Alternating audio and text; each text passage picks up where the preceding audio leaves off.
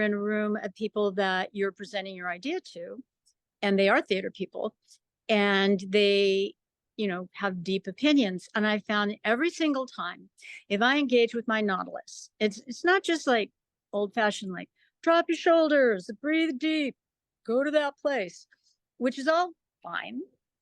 This is much more engaged.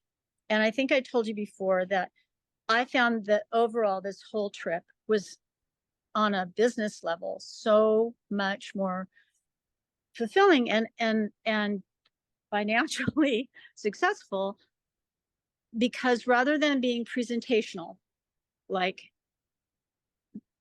I'm putting this stuff out there, I was able to be more interactive, but also more just I could be in the moment with people and be quiet and listen to them, right? More improvisational, which in terms of, and I'm saying these words because my business is theater. Mm-hmm. So improvisational means actually that you say yes. When you're in an improv with somebody, you don't say no, and you don't like just push your ideas at them. You just listen to what they have to say and you say yes. And working with your body method, I think, allows me to say yes without fear. And that lets you listen more, right? And I think it, and ultimately, I think it gets you the results that you want, and also just fun. Stuff comes up and you just roll with it, So in theatrical producing, which is what we do, stuff comes up all the time and you do have to roll with it. But to be able to depend on your body, which, I mean, a little bit of my history with my own body. I have a lot of autoimmune issues. To not be afraid in this space is huge. And it affects everything. It affects the way you communicate. It affects the way you listen. It affects your work. And certainly the way you stand and walk. So for me, even when I'm home, it's like being able to pay attention when things start going south a little bit.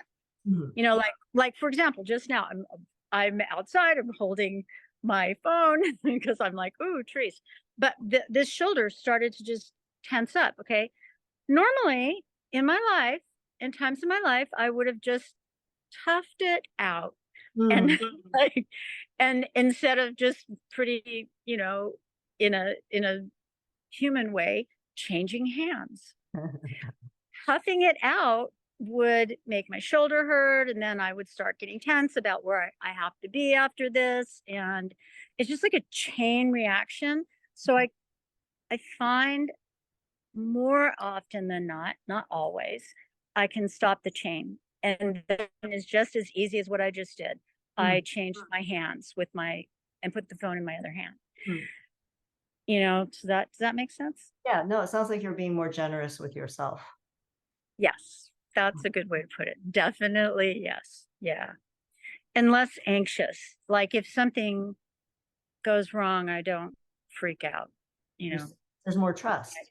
Yeah. Yeah. It's and like, how do you feel about trust? How do I feel? Yeah, how did you what are you trusting? Okay, specifically that if I can get it into an alignment, that my body knows what to do.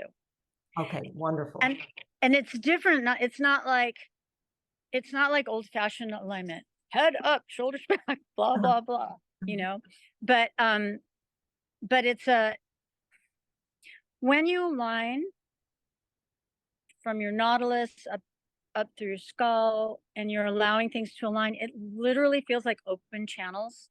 It's like something's opening. It doesn't feel like you're holding yourself right. It feels like something's opening up. Yes. Yeah. Great. And that gives you a lot of calm.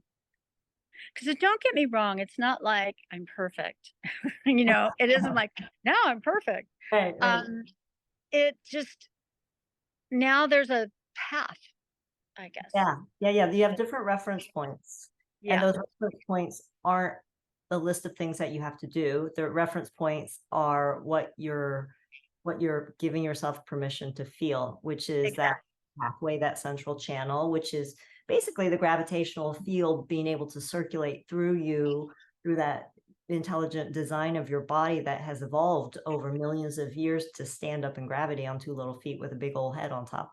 Well, I will also say that sometimes if I'm not getting it right away, I just say, okay, that's fine. I'm not getting it right away. I'll Mhm. try. And then inevitably it leads me to getting it. But I try to take the pressure off of getting it in the moment. That is so beautiful. That is so beautiful because that's a big piece too. Like you try first. Yeah. Oh, you try because this is how kids learn. Okay, I'll try it. They'll try it and then they'll fall or whatever. They make a mistake and then they learn in that process. And we get to a point where we become over kind of anxious or compulsive about doing it perfectly or right. And especially when there's a whole bunch of instructions, they're all just suggestions to help you feel. You don't Well, have to. they were. I mean, you and I have talked about the whole gecko feet thing, and I'm just like, Uh-huh. uh, I don't get it. But it does. You get there. You get there. You have You're get like, one day your feet get gecko-y, and I promise that will happen. So